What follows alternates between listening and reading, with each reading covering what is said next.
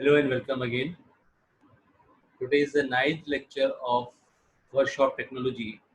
In the eighth lecture, we have earlier discussed the basic processes, basic manufacturing processes, types of layout, types of industrial plant layout, then types of accidents, causes, major causes, and what are the remedies, how can we prevent accidents, then first aid, then we talked about the second unit. In second unit, we have studied the hot and cold working processes, what are the different aspects and what are the types of hot and cold working process. We have discussed in detail all the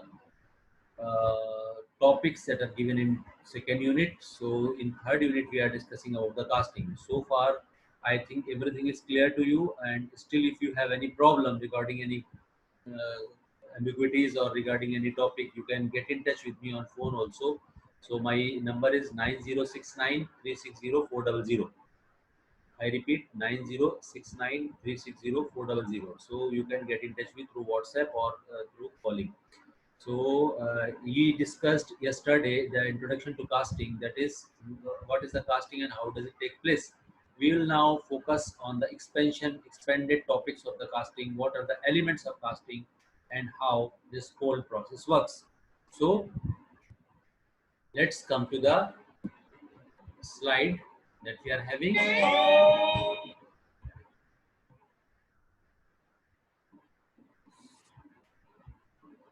This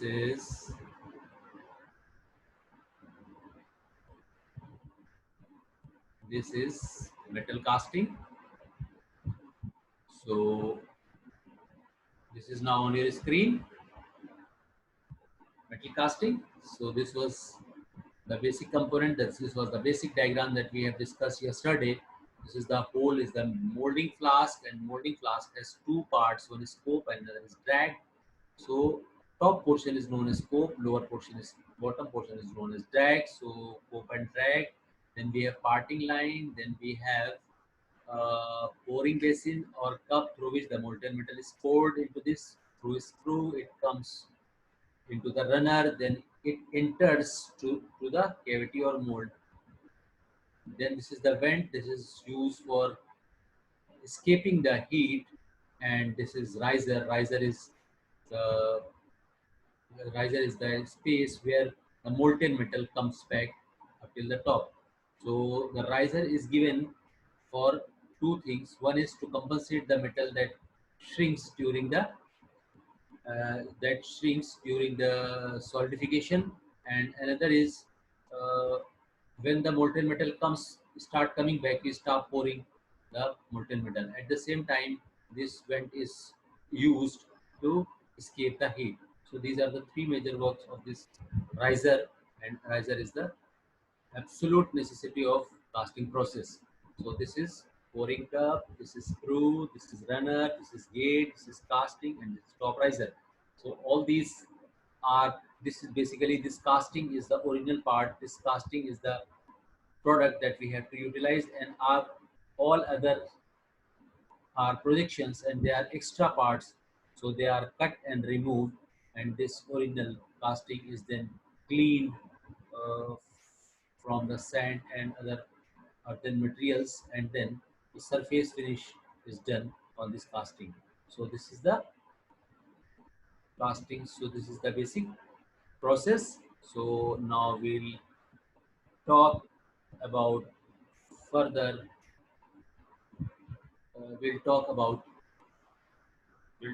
the complexities and other components that are part of casting. So you can see this is the pouring basin, again runner, gate. We are looking at the top view. In the top view, from the top you will see this is the pouring basin, this is the runner, and this is the gate through which the metal enters. This is the core, and this is the mold. This is in this the mold, the metal enters through this the gate. Okay. So this is the elevation. This is the pouring basin. This screw. This is coming to runner. This is core. This is riser. This is mold. Locating pin, as I told, are the pins that are usually used to fix and align the top and bottom portion of the pattern of the molding flask. Now these are the important terminologies that are involved with the casting. First is pattern. Pattern is basically the device or duplicate or replica of the final product, that is to be made. If we have to make a part before casting, we have to make duplicate of that pattern, duplicate of that part, and that duplicate is known as pattern. And this pattern is kept slightly larger than the original part. That is because we have to, this enlargement is given for many reasons. First is that we have to machine the part. So, in order to give a surface finish, because in casting surface finish is very poor, so we have to machine. We have to remove the metal from the surface. That's why, and various other logics or various other reasons are for giving the pattern larger than the original casting. We'll discuss later on about it when we come to the pattern allowances. What are the pattern allowances and why the patterns are kept enlarged than the original casting? We'll discuss about that. Parting line is basically the line where the that separates top and bottom parts of the molding flask. That is scope and drag. Parting line is basically the line between the surface where poke and drag meet. Molding sand, it is the sand that is used to create the mold. Molding sand is the sand that is used to create the mold. So molding sand is made up of various binders and additives so that it gives strength to the mold, and at the same time it should not be losing its shapes and size when the casting is done at elevated temperature. And when this is done, so as we discussed earlier, most of the castings are taken by breaking the mold. So at the same time, it must not be so strengthy and so stiff that it is not possible to break. So it should be easily broken. It should be easily broken so that internal part is not harmed. But at the same time, we have to keep the strength as well as stiffness is in appropriation with the that fulfill both the needs. Then facing sand is basically sand that uh, that is on the surface of the flask of on surface of the mold, and this is basically to give cavity a better surface finish. More facing sand. Riser, as we discussed earlier, riser is the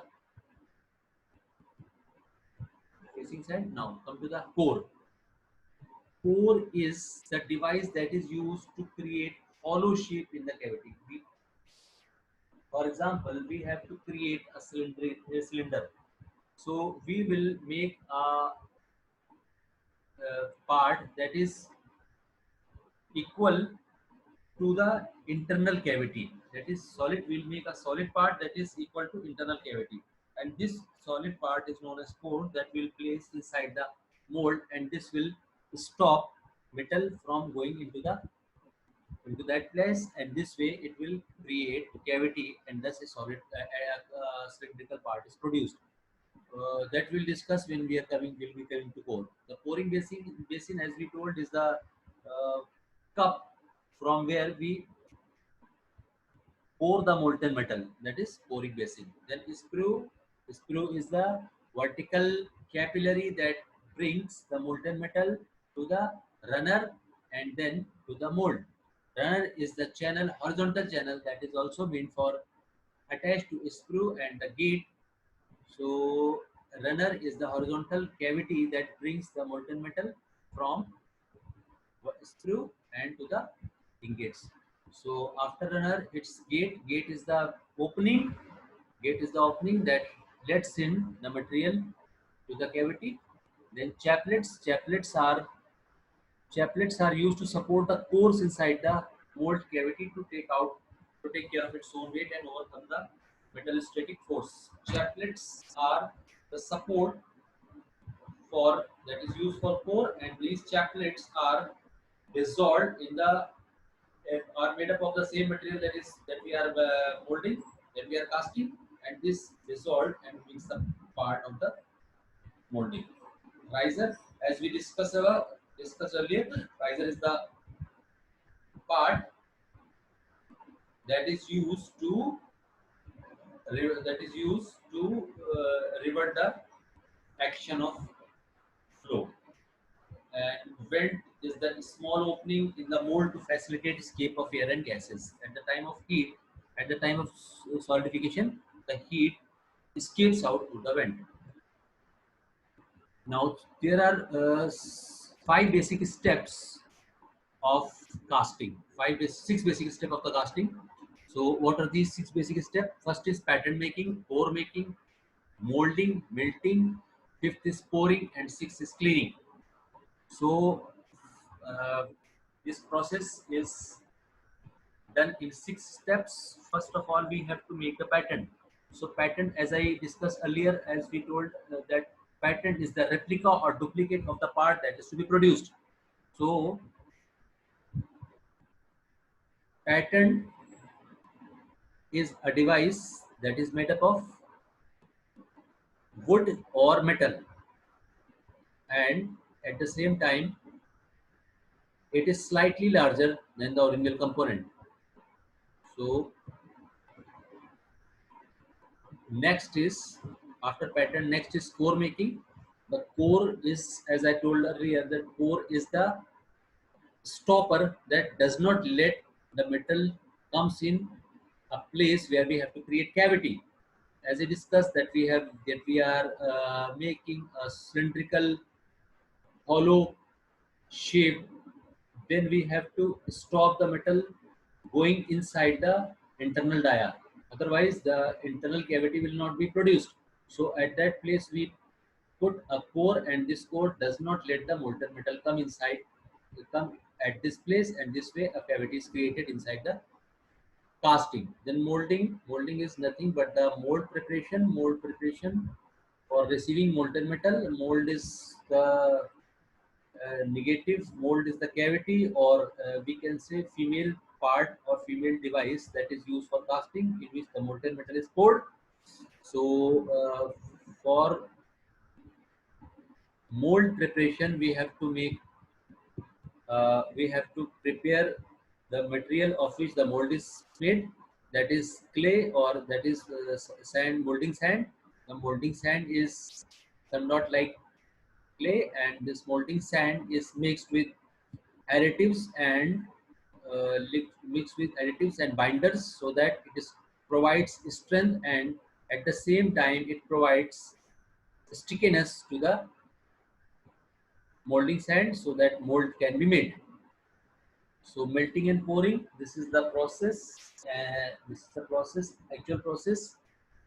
So this was all preparation. These four parts or four components for preparation of the molding or casting. Now in the molding and casting, we melt the metal in a furnace. We take the metal from the furnace, and then we uh, bring this furnace. We bring this molten metal in a ladle from the furnace, and then we pour it into a cavity known as mold. Then after pouring the molten metal in the cavity, we let the mold solidify, or cooling time. Cooling time is given so that the molten metal is solidified and cooled to the normal temperature. Then only the mold is broken and the part is taken out. Sometimes, mostly the mold is broken. Sometimes the mold has opening, and when it is reusable, the opening is given, and this opening helps to take the part out, and this way this mold is ready for another casting. But mostly in, we have seen it is a common experience, and there are data available that tells that 70 to 80% castings are done by single use mold, so that the mold is broken and the casting is taken out. After the casting is taken out, it is cleaned, because the molten metal comes in contact with the molding sand, and sand particles are deposit on the surface, and again the surface is very rough and hard and not clean, so it is cleaned, and after cleaning the surface is ready for the use. So these were the basic steps involved in casting. So making a simple sand mold will elaborate the steps involved in making a simple sand mold. So first we need, as I told earlier, that there is a hollow cylindrical part that is known as molding flask. That is like a big pipe that is open from the both side. Now, what we do, we take a molding board. This is nothing but a normal board, and that is placed above the supports. These are four supports, and above four supports, the molding board is placed, and then the of the lower portion of the molding flask placed inverted is placed inverted. You can see alignment page is going down, and you can see this is the pattern. So first of all, sand is sprinkled on the molding flask. This this pattern is kept, and when the molding sand is dry sand is sprinkled dry sand is sprinkled over the molding sand, and then pattern is kept. Now the molding flask reverse direction drag is kept here, and then molding sand is uh, filled in this drag, and when this is completely filled, you can see this molding sand, it is completely filled. This is hammered from the above so that sand is compacted, and compactization of sand is done so that the strength of the mold is increased and it does not collapse at the time of molding. So when this is done, when solidification is done, the cooling time is given, drying time is given. Molding sand is then poured into cover the pattern with fingers, and then drag is filled completely. Sand is then slightly packed in the drag by means of hand rammers. Hand rammers are used to compact the molding sand. When this compacting is done, the drying time is given, and once it is dried, uh, pin hammers used with first close to drag pattern, and butt hammers are also used. So these are types of hammers and rammers that are basically used. Hand rammers, pin rammers, and butt rammers. Butt hammers are used to compact the molding sand. So once it is dried, the molding flask or drag is inverted, and what is done now? What is done now when this is completely dried? What is done now? It is inverted. Now we come to the next part. When the drag is inverted, the drag is inverted. The You can see in this locating pin was down. The direction of this locating pins were down, and this is the pattern at the beneath of the molding flask or drag. Now you can see when it is inverted, it comes above, and locating pin is directly upward. Okay, so now this is vent holes are made in drag to fill the depth. Now finished drag flask is now upside down, exposing the pattern. Now pattern is upside down. When this pattern is upside down, what we do, we put another part, symmetrical half part of the pattern on it. Then riser is placed. Then gate screw pin is there. Then top portion cope is placed with the help of locating pin. Now the top the top part of the pattern is here. Riser pin is here. Then this screw is here. Now this is aligned and locating pin is placed. Now this is the sand is filled again, and when this sand is filled, in this completely filling, ramming and venting of the coke is done in the same manner. When this is completely filled,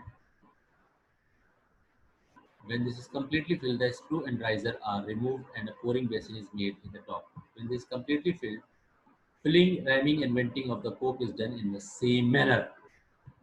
So after cooling, after solidification, what is done is screw and riser are moved. Screw and riser, this is the screw, this is the riser, is moved, and again coke from pattern from cope and drag is removed. Cope pattern is also removed.